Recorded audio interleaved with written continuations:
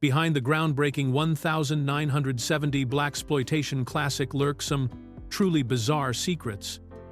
A star performed in blackface. 9 future TV stars appeared together before their fame. Malcolm X's bodyguard ran security, and the leading man starred in 2 different films on the exact same release day, one as a black detective, the other as a white man turned black. From Vincent Canby's savage review to a bale of cotton that caused real chaos, these strange truths reveal the wild circumstances that created cinema history. Fact 1. Same-day double-feature madness. On May 27, 1970, moviegoers experienced one of the strangest coincidences in film history when Godfrey Cambridge appeared in 2 completely different movies that opened on the exact same day. In Cotton Comes to Harlem, Cambridge played Gravedigger Jones, a tough black detective prowling the streets of Harlem to solve crimes and protect his community. Just a few theaters away, audiences could watch the same actor in Watermelon Man, where he portrayed Jeff Gerber, a racist white insurance salesman who wakes up one morning to discover his skin has turned black overnight. The bizarre scheduling meant that on a single Friday night in May, Cambridge was simultaneously playing both a confident black hero and a confused white bigot learning what it meant to be black in America. For the first part of Watermelon Man, Cambridge actually performed in whiteface makeup, transforming himself into the character before the magical skin change occurred in the story. Then, when his character became black, Cambridge appeared without the makeup, essentially playing himself. This wasn't just a strange coincidence, but a testament to Cambridge's incredible range as a performer.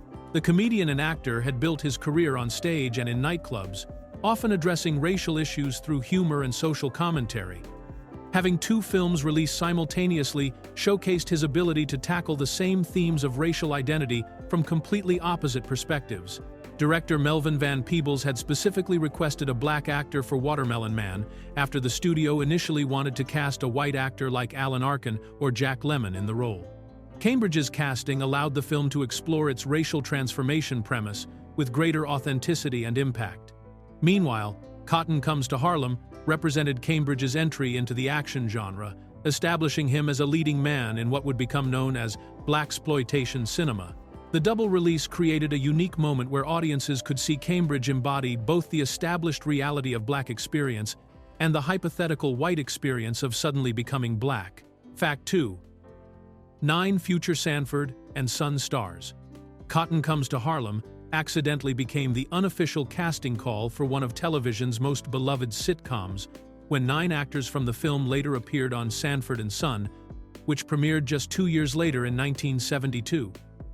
The most obvious connection was Redd Foxx, who played Uncle Bud in the movie and went on to star as Fred Sanford, the cantankerous junk dealer who made the show famous with his fake heart attacks and constant references to joining his late wife, Elizabeth, in heaven.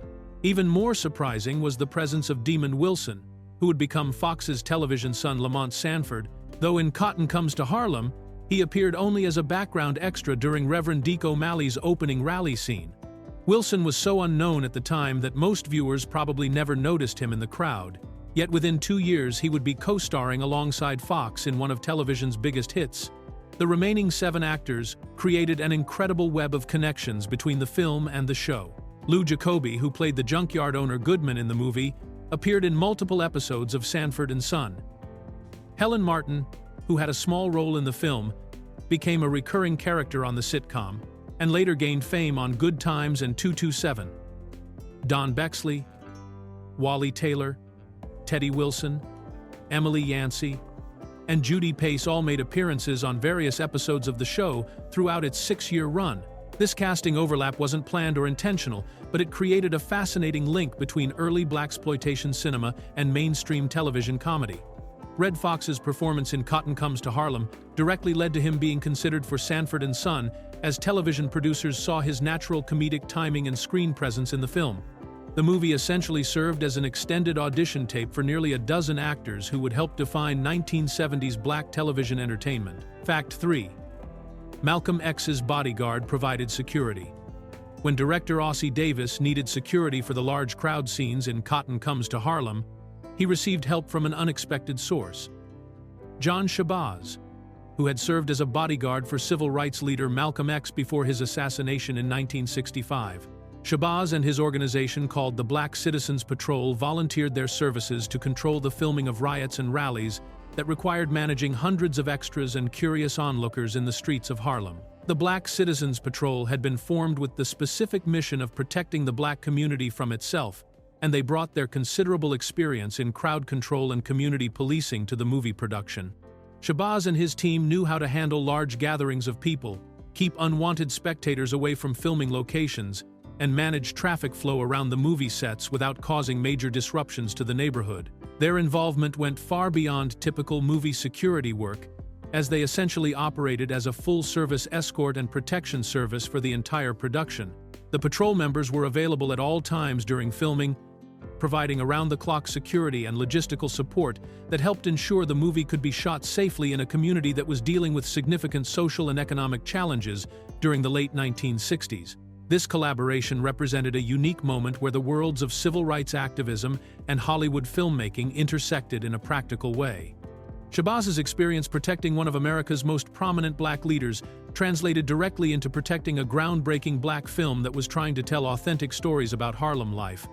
The Black Citizens Patrol's volunteer work demonstrated their commitment to supporting positive portrayals of their community, recognizing that Cotton Comes to Harlem could help change how black neighborhoods were depicted in mainstream entertainment.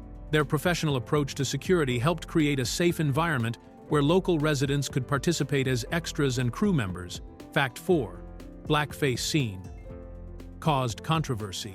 One of the most shocking moments in Cotton Comes to Harlem occurs when the white villain Colonel Calhoun appears in blackface makeup during a climactic scene at a Harlem theater, creating a deliberately provocative moment that was especially controversial for a 1970 film directed by a black filmmaker. The scene takes place at the Apollo Theater, where Calhoun and Reverend O'Malley both appear on stage, searching through a bale of cotton for the stolen money, with Calhoun wearing the racially offensive makeup as part of his disguise. Director Ossie Davis made the bold choice to include this racially charged imagery as a way to directly confront and critique the historical legacy of minstrel shows and blackface performance, which had been used for decades to mock and dehumanize African Americans in popular entertainment. By having the white antagonist wear blackface, Davis was essentially exposing the absurdity and offensiveness of this practice, while simultaneously showing how it could be turned against those who perpetuated racial stereotypes. The scene becomes even more powerful because detectives Gravedigger Jones and Coffin Ed Johnson immediately arrest and humiliate Calhoun while he's still wearing the makeup, literally and symbolically rejecting this form of racial mockery. The theater audience in the film turns their backs on both villains and walks out, representing the black community's refusal to accept degrading portrayals of themselves. This moment was particularly daring because it appeared in a mainstream Hollywood film at a time when discussions about racial representation in entertainment were becoming increasingly important. Davis used the blackface imagery not to perpetuate harmful stereotypes, but to deliberately expose and condemn them, making audiences uncomfortable with a practice that had been normalized in American entertainment for far too long.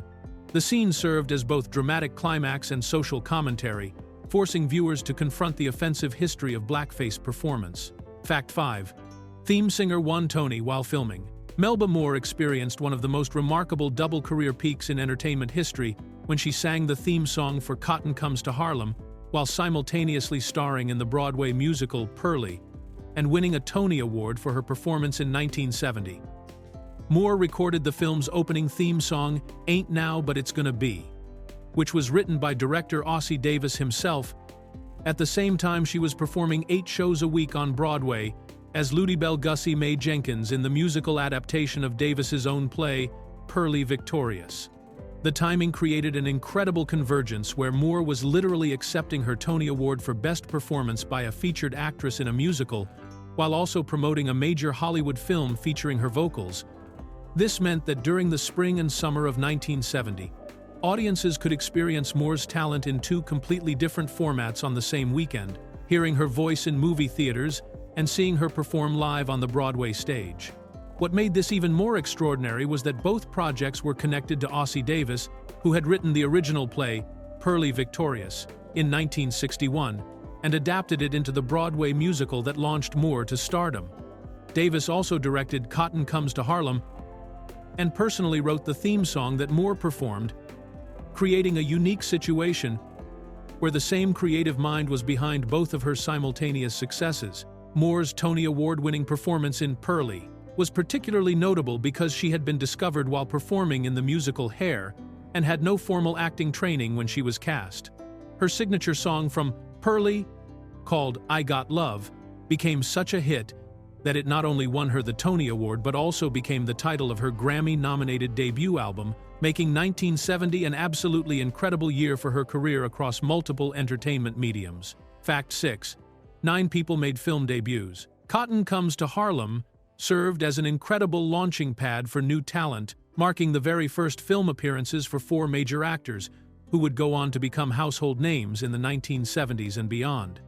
Calvin Lockhart, who played the charismatic villain Reverend Deke O'Malley, had never appeared in a movie before this role, despite his commanding screen presence and natural ability to portray the smooth-talking con man who swindles Harlem residents with his fake Back to Africa movement. Judy Pace made her film debut as Iris Brown, O'Malley's sultry and dangerous mistress, bringing a fierce intensity to the role that would later lead to appearances in television shows and other films throughout the decade. Cleavon Little, who played the junkie character Lowboy in a small but memorable role, was also making his first movie appearance, though he would soon become famous worldwide for his starring role as Sheriff Bart in Mel Brooks's comedy Blazing Saddles, just 4 years later. Perhaps the most significant debut belonged to Red Fox, who played Uncle Bud, the crafty junkman who ultimately ends up with the stolen money and uses it to escape to Ghana with plans to buy cattle and acquire wives. Fox was already a well-established and popular nightclub comedian with a successful career performing in venues across the country, but his natural screen presence and comedic timing in Cotton Comes to Harlem directly led to television producers considering him for the lead role in Sanford and Son.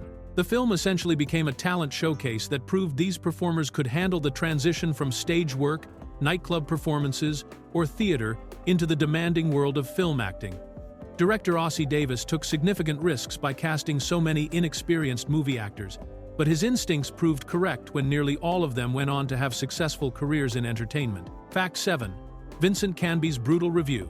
Vincent Canby, the influential film critic for the New York Times, delivered one of the harshest reviews of Cotton Comes to Harlem when it was released in 1970, essentially dismissing the entire film as shallow entertainment disguised as meaningful social commentary. Canby wrote a scathing critique that compared the movie unfavorably to what he called Gordon Douglas's Gold Coast fables, Tony Rome and Lady in Cement, which were considered lightweight detective films starring Frank Sinatra that prioritized style and action over substance.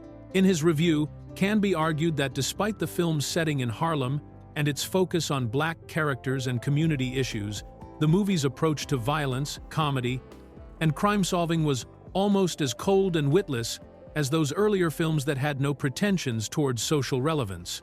He essentially accused director Ossie Davis of creating what amounted to exploitation entertainment while pretending to offer serious commentary about the black experience in America. Canby's criticism was particularly stinging because he suggested that the film's stick-ups, shootouts, chases, murders, and wisecracks say little about the black experience, despite being set in an authentic black community with predominantly black characters.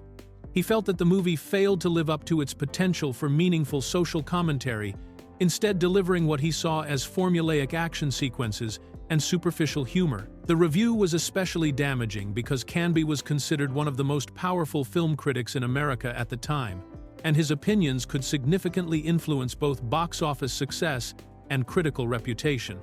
His dismissal of the film as being strictly for people who don't care much about movies or who persist in regarding movies as sociology suggested that he viewed it as pandering to audiences rather than challenging them. With substantive content about race and community in urban America. Fact 8. Nude scene negotiation drama. Judy Pace faced a significant career decision when she was offered the role of Iris Brown in Cotton Comes to Harlem, as the part required her to perform in a lengthy nude scene despite having never done any nudity on camera before in her acting career.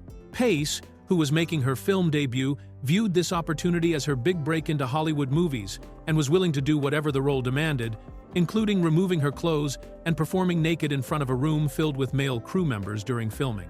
In later interviews, Pace explained that she didn't consider the nudity requirement to be particularly unusual or problematic, because she believed that nude scenes had become almost the new norm for actresses working in films during the late 1960s and early 1970s. The cultural shifts happening in Hollywood at that time, partly influenced by the end of the strict production code and the rise of more adult-oriented filmmaking, meant that many actresses were being asked to appear nude as a regular part of their roles. Pace described the actual filming experience as being less intimidating than she had initially expected, partly because she felt that nudity in films was simply an accepted part of the acting profession that audiences had come to expect from contemporary movies. She approached the scene with a professional attitude, understanding that this was her chance to establish herself as a serious actress willing to take on challenging and potentially controversial roles. The nude scene became one of the more talked-about elements of the film, both because of its explicit nature and because it demonstrated the changing standards of what was acceptable in mainstream Hollywood productions.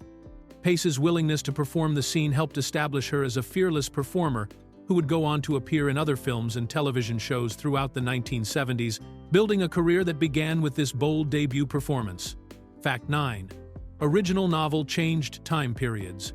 Director Ossie Davis and screenwriter Arnold Pearl made a significant decision to update Chester Himes' original novel from its 1950s and early 1960s setting to the contemporary world of 1970, fundamentally altering the social and political context of the entire story. Himes had written Cotton Comes to Harlem in 1965, but he had set the events of his detective story in an earlier era when the civil rights movement was just beginning, and the cultural landscape of Black America was very different from what audiences were experiencing in 1970. This temporal shift meant that the film's characters were living through the aftermath of major civil rights legislation, the rise of Black Power movements, and the cultural changes that had swept through American society during the turbulent 1960s. The detectives Gravedigger Jones and Coffin Ed Johnson were no longer operating in the more conservative social environment of the original novel, but instead were working in a Harlem that had been transformed by years of activism, urban unrest, and changing attitudes about race and identity. The updated setting also changed how audiences would interpret the Back to Africa movement that serves as the central scam in the story, since by 1970 such movements had taken on different meanings after the rise of Black nationalism and the influence of leaders like Malcolm X. References to figures like Marcus Garvey and Malcolm X in the film carried much more immediate relevance for contemporary audiences than they would have in the original time period of the novel. This modernization allowed Davis to address current issues facing urban Black communities while still maintaining the core detective story and characters that Himes had created. The time change transformed the story from a period piece into a contemporary social commentary that spoke directly to the experiences and concerns of 1970 moviegoers. Fact 10.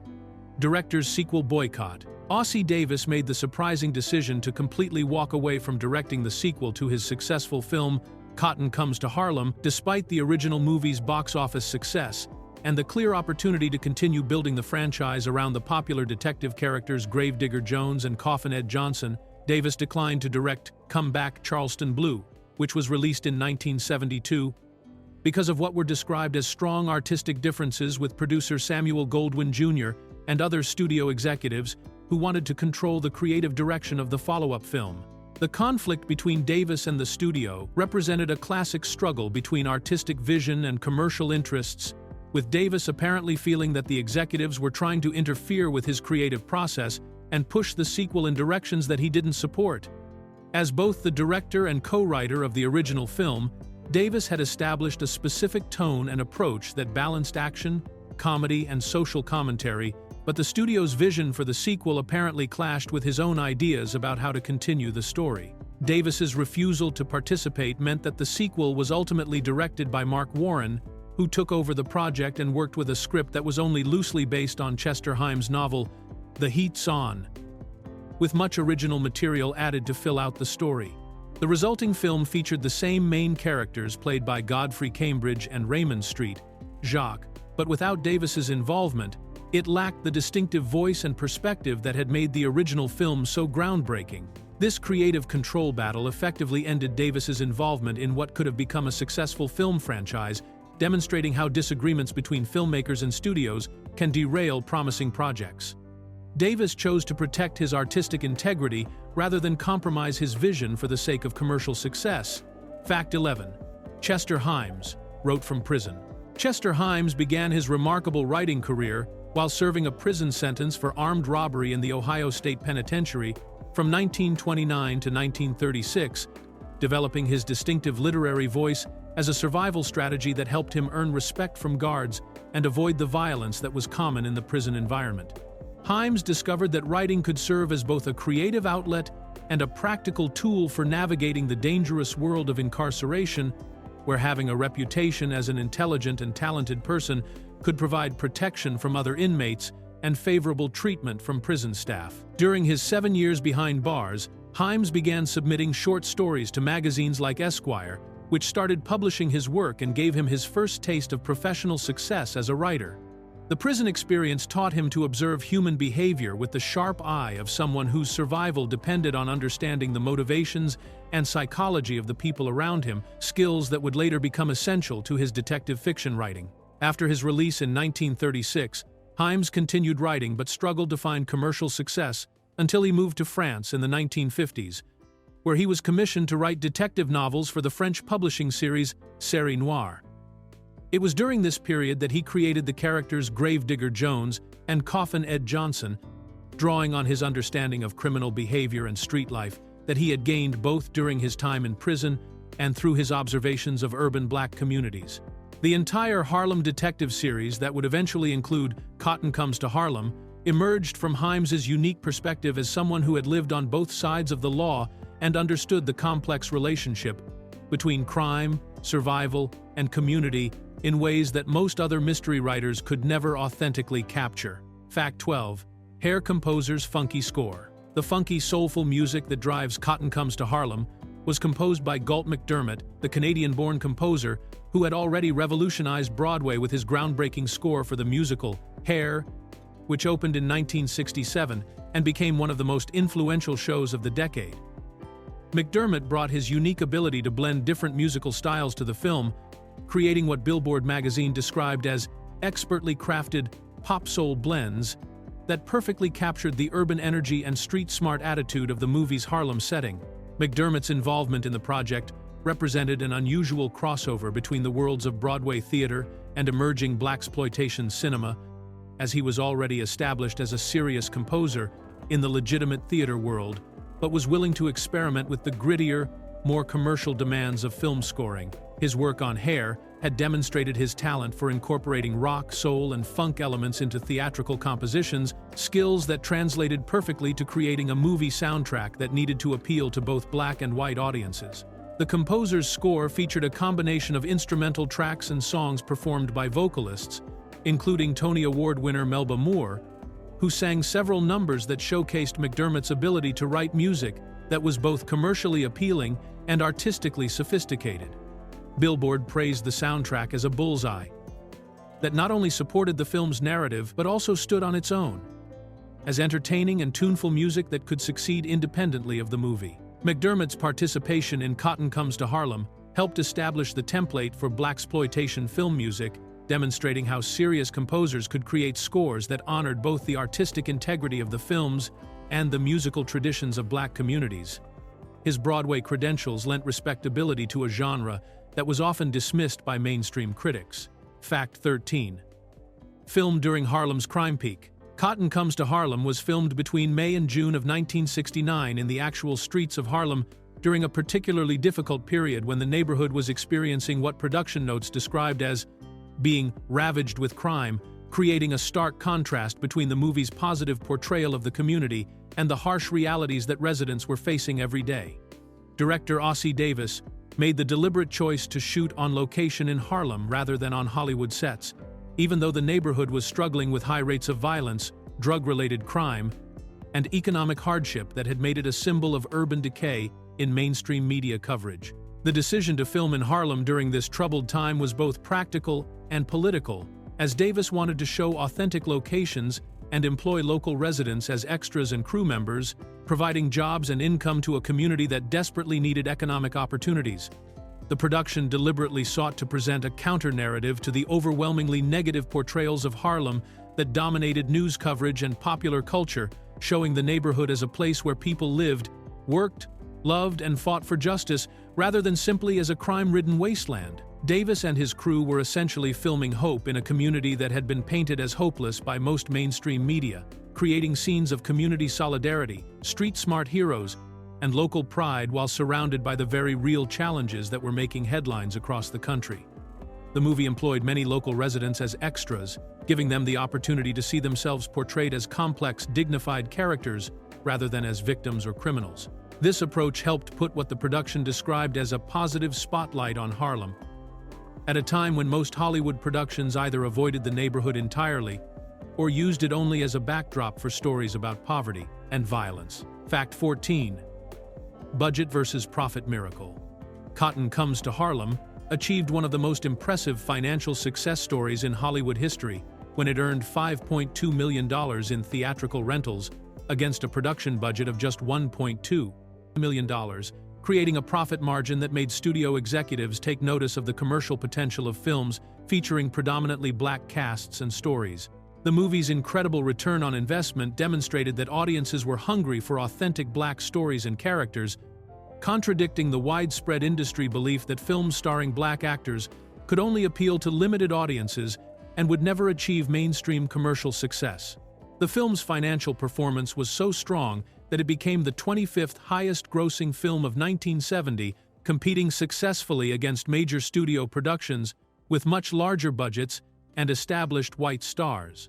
This ranking put Cotton Comes to Harlem ahead of many conventional Hollywood films and proved that movies about black communities could attract both black and white moviegoers when they offered compelling stories, strong performances, and high production values. The success began immediately with the film's opening week, when it grossed $90,000 and set a house record at the Woods Theater in Chicago, followed by additional house records in New York and Detroit as it expanded to more cities. After just 3 weeks in theaters, the movie had already earned $506,000 from only 6 cities, indicating that audiences were responding enthusiastically to the film's unique combination of action, comedy, and social commentary.